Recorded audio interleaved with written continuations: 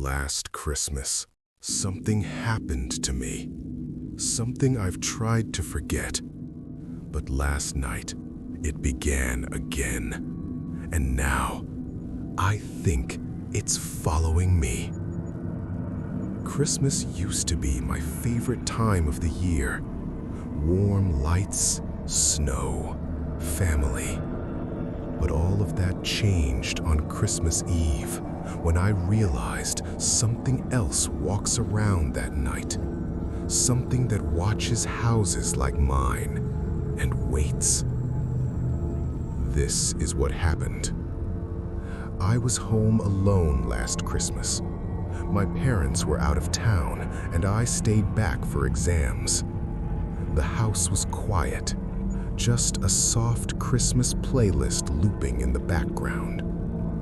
It was around 11:30 p.m. when my phone buzzed. A message from an unknown number.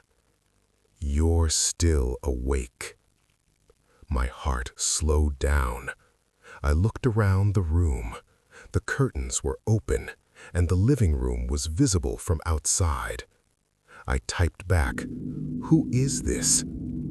Another message appeared instantly. "Nice tree." Someone was watching me, right then, right there. I switched off the lights and looked outside the window. Snow covered everything, untouched, perfect. Except for one thing. Footprints. Fresh footprints in the snow, leading from the street straight to the side of my house. But there were no footprints going back. Just one trail, ending right under my window. My phone suddenly shut off, from 70% battery to black. And then I heard my front door, a soft clicking. Someone was trying different keys. I moved toward the hallway.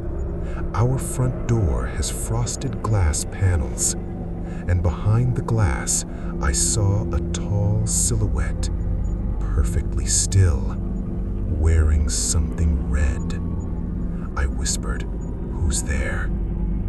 The figure slowly turned its head toward my voice. Then something slid under the door. A paper, folded. With shaking hands, I opened it. Inside, written in jagged handwriting, "You've been good this year." The door handle rattled twice, hard, then stopped. The house went silent. I rushed to the living room and grabbed the landline phone. Instead of a dial tone, I heard breathing, slow, deep, as if someone had been waiting for me to pick up. Then something hit inside the fireplace, hard enough to shake the stockings. Dust drifted down, more dust. Then a boot, a heavy black boot coming down my chimney. Someone was climbing into the house. Someone big. I ran to my bedroom, locked the door, pushed the desk against it, and hid behind my bed. The footsteps started, heavy, wet snow dripping onto the floor, walking slowly, exploring, humming a Christmas song. He stopped outside my bedroom door. I saw the shadow of his boots under the gap. He crouched down, pressed his hand against the door, and whispered, "Next year I'll come when you're asleep." The handle twisted, once, twice, harder each time. Then he stood up, walked away slowly, as if he knew I was listening. The front door opened quietly, and closed. Police found nothing, no fingerprints, no forced entry, no proof anyone was here. I convinced myself it was over, until this morning. The Christmas cookies I left out last night were gone, and under my tree was a note. It's time. This Christmas, don't stay alone, and whatever you do, don't fall asleep early, not on Christmas Eve.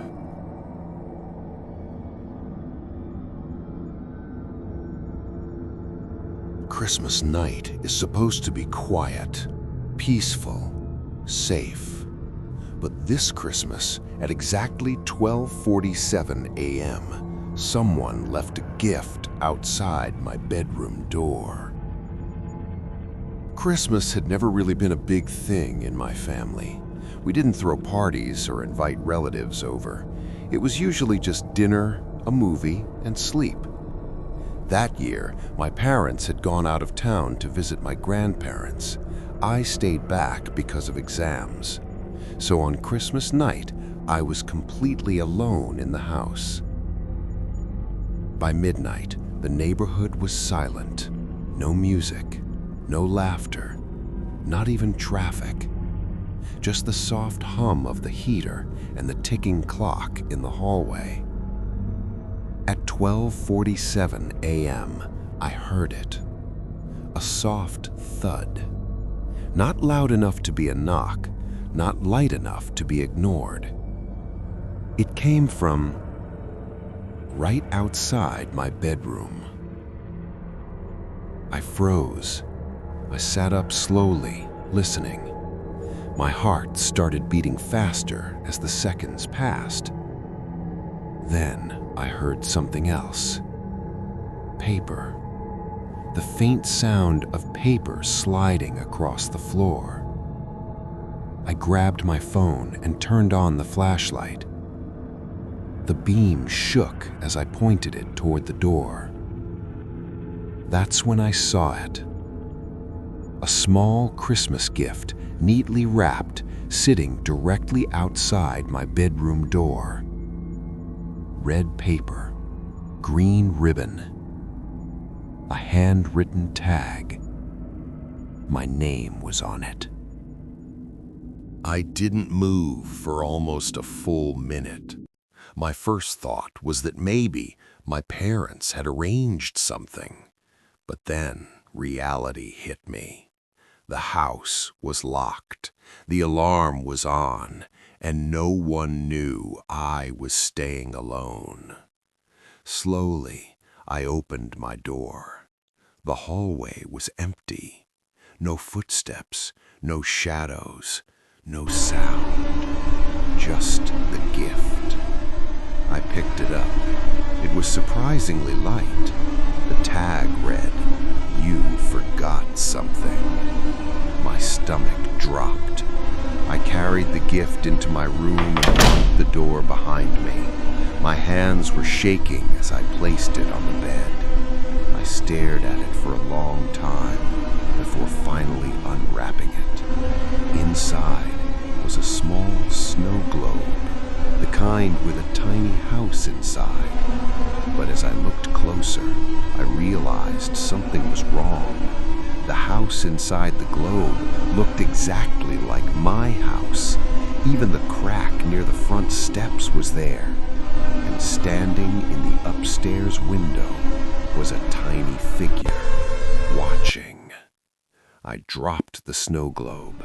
It rolled across the floor and stopped near my door. That's when I heard it. A slow, deliberate knock, 3 times, from the inside of the house. Then a voice whispered through the door, "You left the lights on." The hallway light turned off. I didn't sleep that night. By morning, the gift was gone, the snow globe too, but the hallway light was still off. Never told my parents. I moved out 2 months later, and every Christmas since, I make sure one thing is always done. Before midnight, I turn off every light, just in case someone is still watching.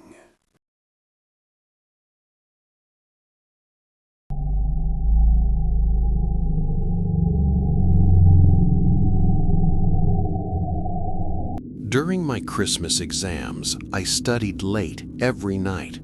My parents were home. The doors were locked. So tell me why someone kept answering from inside the house. Christmas week was stressful for me. Exams were close, and I couldn't afford distractions. My parents were home the entire time, my younger sibling too. The house was never empty. That's why it took me days to notice something was wrong. It started with small things.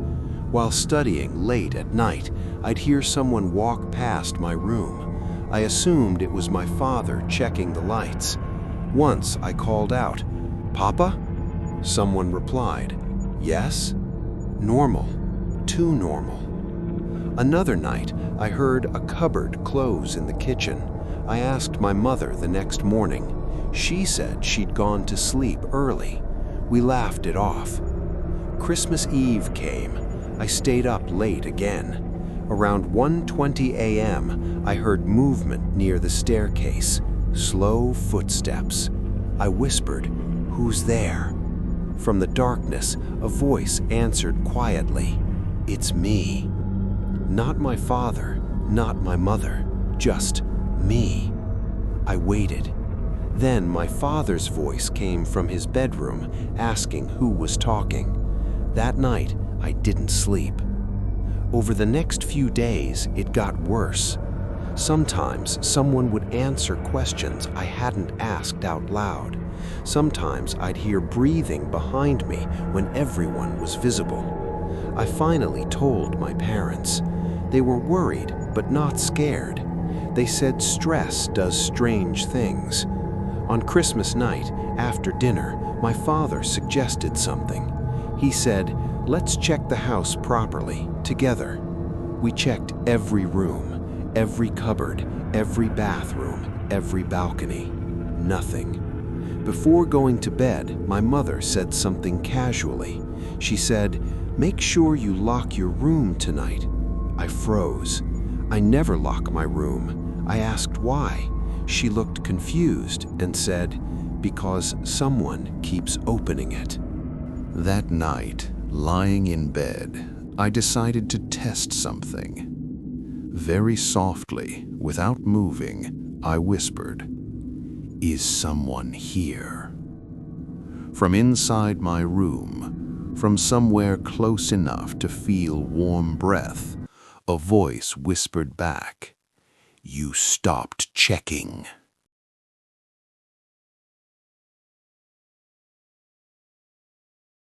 That's the end of tonight's stories. If any of them stayed with you, you know which one. Let me know in the comments. And if you want more stories like this, subscribe. I'll see you soon.